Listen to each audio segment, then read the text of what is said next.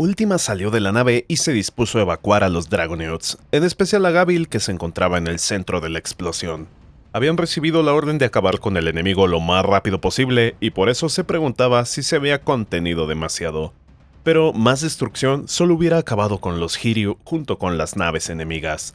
Tal vez Gabil hubiera sobrevivido, pero no tenía planeado recibir el castigo de Rimuru por hacer daño también a sus aliados, así que decidió que esa llamarada nuclear era más que suficiente. Ahora frente a Gabil le dijo que salieran de ahí antes de que la explosión lo alcanzara. Gabil respondió que había descubierto algo muy importante gracias al ataque enemigo, pero lo podrían discutir con el resto de los Dragonauts. De vuelta en tierra, Ultima estaba algo exasperada por las tácticas temerarias de Gabil y por los pocos resultados que dieron los Hiryu. La promesa de una nave por cada uno no se había cumplido. Si fueran sus subordinados, no tendría reparos en matar a algunos de ellos para darles una lección. Los demonios no mueren realmente, reencarnarían. Así perdieran sus conciencias anteriores, por lo que no había problema, pero no eran demonios, ni eran sus subordinados, así que se contuvo. Gabil, en cambio, le agradeció de corazón el haberle permitido probar su resistencia durante la batalla. Gracias a ella, ahora podía tocar un horizonte mucho más alto dentro de su transformación de dragón. Esto sí que atrajo el interés de Ultima y de los demás Dragonauts. Básicamente, lo que Gabil pudo sentir al recibir el ataque de todos los canceladores mágicos fue un aumento de poder, solo que no era algo que pudiera controlar. Según él, la transformación tomaba prestadas las magículas del ambiente en forma de una masa que aumentaba tanto su tamaño como mejoraba también su composición. A cambio, los Dragonauts no podían usar magia mientras estaban en esa forma, pero sí que podían usar ataques de aliento y aquellos que se basaban en habilidades. Esto era principalmente porque las magículas en su interior eran inestables, por ende, la dificultad de controlar su cuerpo. Pero los canceladores tenían un efecto extraño en ellos. Si de por sí las magículas ya se movían erráticamente, el segundo estímulo externo hacía que se mantuvieran en su sitio. La concentración provocaba un aumento significativo de poder, pero también evitaba que pudiera moverse. Por eso Gabil se había quedado congelado en el aire tras recibir el ataque. Aunque dicho sea esto, no había recibido ningún daño. Entonces explicó que de eso se trataba lo que les había dicho Mithrei. La clave para controlar la forma de dragón era la conciencia propia. En lugar de pensar en cómo mover su cuerpo, debían verse a sí mismos como un contenedor de magículas y dar órdenes a las magículas, controlar su composición en lugar de controlar sus extremidades. Claro, eso tomaría más tiempo para aprender, pero era la clave para volverse más fuertes. Ultima estaba algo intrigada por el prospecto de aumentar el poder de los Dragonaut, e incluso pensó en entrenarlos ella misma, pero ahora tenía la misión de apoyar a los Goblin en el otro campo de batalla, por lo que dio la orden de movilizarse para terminar lo más rápido posible. Gabil obedeció e indicó a su equipo que la directiva seguía vigente. Si alguien no conseguía su cuota de enemigos, enfrentaría las consecuencias, y Ultima añadió que ella se sumaría a dichas consecuencias. El teniente general Gaster miraba imponente cómo sus tanques salían volando en presencia del lobo demoníaco que las diezmaba sin cuartel. Debían retirarse ahora mismo, pero si lo hacían, el grueso del ejército que acompañaba a Calgurio sería rodeado por el enemigo en cuestión de nada. Con el ejército de Dwargon aún estacionado y estos monstruos penetrando su avanzada, los soldados modificados de la unidad armada, que no eran ningunos principiantes, serían atrapados en un ataque de pinza, aunque le preocupaba más su estatus. Hasta hace un momento iba camino a la gloria, se convertiría en un héroe de leyenda. Ahora solo le esperaba la humillación más grande, su democión y quizá ejecución sin derecho a juicio, la ira del emperador. Todo porque los incompetentes del Buró de Información no habían hecho bien su trabajo. Tenía que recuperarse de una forma u otra, pero era inútil. Los soldados habían perdido la moral y rogaban por la orden de retirada. Quizá así algunos podrían sobrevivir. La primera noticia del campo terminó de desbaratar sus aspiraciones. La llamarada nuclear fue detectada. El ataque penetró todas sus barreras y dio en el blanco. No iba dirigido a ellos. En cambio, toda la flota aérea perdió contacto de inmediato. Las naves que eran el orgullo del imperio fueron borradas de la existencia. Si escapaban ahora, tal vez podrían reagruparse. De hecho, solo podían escapar. Pero esa vaga esperanza estaba a punto de desaparecer. No me digas que este es el final. Te había prometido aniquilación sin misericordia, ¿o acaso lo olvidaste? La mujer de cabello blanco lo miraba como una madre mira a un hijo descarriado, con una cruel dulzura que nunca abandonaría su memoria así pasaran decenas de años. Maldita, todo esto es tu culpa. Retirada, todas las unidades retírense enseguida. Gaster finalmente dio la orden, pero ya era tarde, no tuvo respuesta de sus hombres. No sé qué intentas hacer, pero tus hombres están descansando ahora. Gaster miró cómo todos estaban desplomados en el suelo, y de ellos no provenía ningún sonido. No me digas que los mataste. Lo siento, pero tenía algo de hambre, así que tomé algunas almas. Fue la fría respuesta de Testarossa. Gaster comprendió enseguida que estaba frente a un demonio, uno extremadamente poderoso, quizá más que aquel lobo demoníaco. Este no perdió tiempo y usó el Requiem mental, la técnica más poderosa en su arsenal, una que enviaba ondas de sonido especiales directamente a la mente del enemigo, llevándolo instantáneamente a la locura y la muerte. ¡Qué música tan bella! Es una lástima que seas un humano, tanto talento musical desperdiciado. Fue la respuesta del demonio de hermoso cabello blanco. El ataque no había hecho nada, su resistencia era inútil. Si esto era cierto, el país de los monstruos estaba plagado de seres poderosos. Su inteligencia y su estrategia habían fracasado, sus oportunidades de ganar la guerra habían caído considerablemente. Gaster comenzó a rogar por su vida. Él era un oficial de alto rango, tenía información de calidad sobre toda la operación militar. Si le perdonaban la vida, prometía serles de utilidad. Pero esto era una fachada. La habilidad de Gaster le permitía escuchar todo a su alrededor con lujo de detalle, y entre el caos pudo notar la presencia de cierto grupo de personas fuertes que hacían un sonido muy particular. Los miembros del Buró de Inteligencia bajo el mando de Tatsuya Kondo, personas sin rango ni nombre que permanecían alejadas del mundo y solo respondían al misterioso hombre que controlaba toda la información del imperio. La súplica era solo una forma de ganar tiempo para que estos hombres aparecieran. Si los rumores eran ciertos, ellos no solo eran buenos espías, sino también formidables guerreros. Y más temprano que tarde, su apuesta rindió frutos. 3 hombres aparecieron de la nada, lanzando una cadena especial en contra del demonio. Una hecha con cabello de monstruo y una aleación de plata sagrada que no cualquiera podría utilizar. La formación de supresión especial del imperio, diseñada para someter enemigos del rango de un archidemonio. El líder de esta unidad le indicó a Gaster que emprendiera la retirada de inmediato. Su misión inicial era la de someter al lobo, y si la oportunidad se presentaba, acabar con Gaster de paso. Pero en presencia de este archidemonio tenían que cambiar sus prioridades sin titubear. La identidad de estos sujetos era la de miembros de la Guardia Imperial numerados. Davis, el número 11, Balt, de rango 38, y Gordon, el número 64.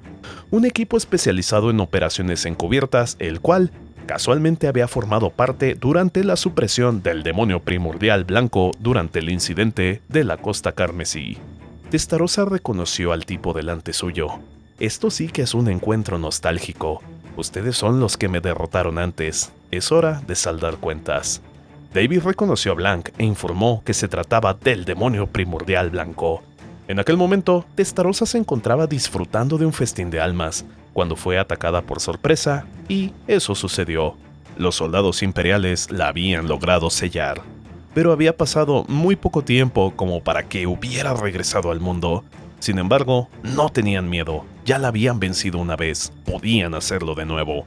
Aunque Testarossa no estaba de acuerdo. Para empezar, la misma técnica no funcionaría 2 veces con ella.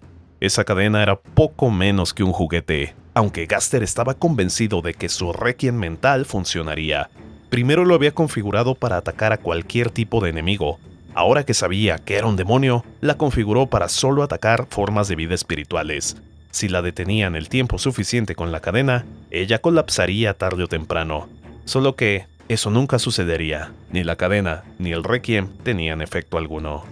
Davis era un guerrero poderoso, el número 11 de la Guardia Imperial, ni más ni menos. Uno que había vivido en el rango de los milenios y que podía presumir el favor del emperador con su armadura de grado leyenda. Ni siquiera los héroes más fuertes podían equiparársele. Rasen, Gazel Duargo, Hinata Sakaguchi. Ninguno de ellos podía equiparar al hombre que estaba tan solo 2 números aparte de los dígitos simples. Por eso estaba convencido de que sin importar cuántas veces se enfrentara a Blanc, ellos podían ganarle. Este ordenó a sus compañeros colocarse su armadura de clase leyenda y enfrentar al enemigo con todo su poder. Así que estos se embistieron rápidamente y redoblaron la fuerza del agarre de la cadena. Solo que la cadena no ofreció resistencia alguna. El demonio ya no estaba ahí. Davis giró su cabeza y vio como Blanc sostenía a Gaster del cuello, para después escuchar un pequeño crujir. El teniente general murió en el acto. Lo siento, pero este hombre intentó escapar, y eso no puede ser. Mi señor me dio la orden de aniquilarlos, y eso es lo que haré. Por cierto, apreciaría que dejaran de llamarme Blanc. Mi nombre es Testarossa. ¿Un nombre? Davis no lo podía creer. ¿Qué clase de idiota había nombrado un primordial? No solo eso, también le había dado un cuerpo físico. Su confianza se desvaneció. Davis ordenó la retirada. Estas noticias eran malas. Un primordial era de por sí una fuerza que podía tornar la balanza de poder en el mundo, pero uno nombrado tenía que ser informado de inmediato al emperador. Este se decidió a contener al demonio mientras sus compañeros preparaban un portal de teletransportación. Testarossa desapareció de nuevo de su vista y ahora sujetaba del cuello a Balt, de la misma forma que hizo con Gaster y de la misma forma un crujido, y este ya había perdido la vida. Davis no podía creerlo, pero gracias al sacrificio de su amigo, el portal ahora estaba terminado. Podían escapar. Solo que el portal no funcionó. ¿Qué está pasando? La cara de Davis no mentía. No podía comprender su situación. Testarossa preguntó: «¿No es lo normal? Creo estar usando el cancelador mágico de manera adecuada». Sus palabras helaron la sangre de Davis. El cancelador mágico era el fruto de años de investigación del Imperio, estado del arte, y sin embargo, un rápido intercambio de información de Testarossa con Última fue suficiente para que ella dominara el hechizo sin dificultad alguna. Para un humano, era imposible. Para ella, era natural. «¿Qué rayos eres tú?», preguntó Davis. «Archidemonio, primordial. No hay manera de que hayas ganado tanta fuerza, de que hayas evolucionado tan rápido». Eso era. La palabra se grabó dentro de él. Evolución. Con un nombre y un cuerpo físico, Testarossa ya no era un archidemonio, era algo más. «Veo que te das cuenta. Ahora mismo estoy en una dimensión diferente, la de un par demonio». La segunda venida de Guy Crimson. Davis se dio cuenta. Este era el peor escenario posible. «Pensaba que habías perdido el interés por el mundo cuando perdiste el cuerpo de la princesa». «No del todo», le dijo Testarossa. Para cuando ellos llegaron, ella ya había terminado su contrato con la princesa y estaba disfrutando de una buena comida, pero tenían que llegar a quitarle el apetito. Por eso, Testarossa se había retirado. De casualidad, no estarán actuando con la suposición de que podían ganarme, ¿o sí? No puede ser, pensó el soldado imperial. En aquel lugar murieron al menos 20,000 personas, tanto que el lago se tiñó de rojo. Tanta muerte, tanta devastación, ¿y solo era una comida para ella? Pero no, este no podía ser el final. Davis era orgulloso. El miedo que se arraigó en su corazón comenzó a transformarse en fuerza. Las llamas de la justicia ardían dentro suyo, y con ellas un poder que nunca había sentido. Era su deber enfrentar al demonio. «Oye, ya te demoraste demasiado. ¿Puedes terminar de una vez?» Aunque yo también me tomé mi tiempo con Gabil, así que no soy la indicada para decirlo. ¿Quién era esta otra persona que había llegado?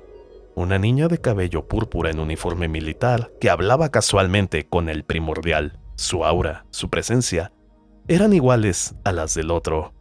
No puede ser, no es uno, son 2 pares demonio. La llama dentro de Davis se apagó de golpe. Para ese punto Gordon ya había perdido la razón y estaba babeando y balbuceando cosas sin sentido. ¡Qué envidia! Davis solo podía envidiar a su compañero Balt, que había muerto sin saber con qué se enfrentaban, y a Gordon, que ya no tendría que preocuparse por el mundo. Es verdad, nos ordenaron acabar rápidamente. No quiero hacer enojar a nuestro señor Rimuru. Felicidades. Como recompensa por tus esfuerzos, te mostraré la magia que tanto querías ver. Una esfera negra se formó en su mano, el núcleo abisal, y tal como apareció, también colapsó en la palma de Testarossa. La luz negra comenzó a cubrir todo a su paso. Esta era la misma magia que usó Guy Crimson cuando se convirtió en Señor Demonio. Disfrútala, racha de muerte. Tras decir esto, Testarossa y Última se retiraron, pero Davis no pudo escuchar las palabras de su enemigo. Para ese entonces, él también ya había perdido la razón. La racha de muerte era un hechizo dentro de la familia de la magia nuclear, pero a diferencia de la llamarada nuclear, esta no causaba destrucción. En su lugar, se trataba de un hechizo que solo apuntaba al código genético de todas las formas de vida, afectando su estructura más fundamental, la memoria de vida, reescribiéndola para que todo el que entrara en contacto con ella muriera en el acto. La racha de muerte era indefendible, la luz penetraba directo en todo, y la única forma de repelerla era con más luz negra del mismo tipo. Era la magia más perversa jamás creada, el hechizo más tabú que atentaba contra el concepto de la vida misma, y pese a eso, no era 100% efectivo. Una persona en 1.000.000 tenía oportunidades de sobrevivir. La racha de muerte reescribiría su código genético transformándolo en un monstruo, uno con afinidad a la muerte. Por eso, esta técnica, que era la antítesis de la vida, era también una bendición. La luz negra se expandió tomando la vida de todo a su paso, primero Gordon y Davis. Pero no se detuvo ahí. Todo en un radio de 500 yardas perdió la vida, mientras las demonesas veían los resultados. Hiciste un buen trabajo, Testarossa. Esos tanques quedaron intactos. Podemos llevarlos como muestras. Tal vez debí usar racha de muerte en lugar de la llamarada nuclear. Y eso que solo quería acabar con una nave, pero terminé destruyendo todas. Es verdad, Última, pero aún podemos llevar la que cayó primero. Además, acabamos de ser nombradas. Es normal que seamos más fuertes que antes. Solo hay que tener más cuidado para la próxima. La plática parecía sacada de un cuento de terror, y con todo eso, a las dos les preocupaba más Carrera. Si este era el resultado de ellas conteniéndose, ya podían imaginarse lo que pasaría cuando Carrera entrara en acción. Ella sí que desconocía el significado de la palabra contenerse.